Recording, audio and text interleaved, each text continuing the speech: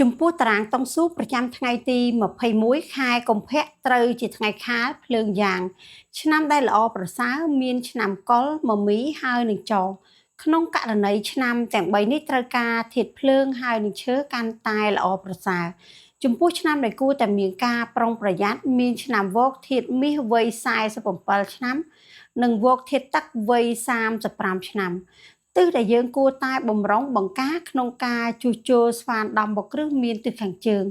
រីឯតារាសាស្ត្រល្អចូលមកក្នុងទិសខាងជើងឈៀងខាងលិចទី330អង្សាយើងអាចអង្គុយធ្វើការបានពេញមួយថ្ងៃក្នុងករណីដែលយើងចង់ចាប់លាបឬក៏បន្ទោះលាបយើងអាចធ្វើបាននៅចន្លោះម៉ោង1ទៅម៉ោង3រសៀលនិងមួយវេនទៀតក្នុងករណីខកខានយើងអាចធ្វើបានចន្លោះពីម៉ោង7ទៅ9យប់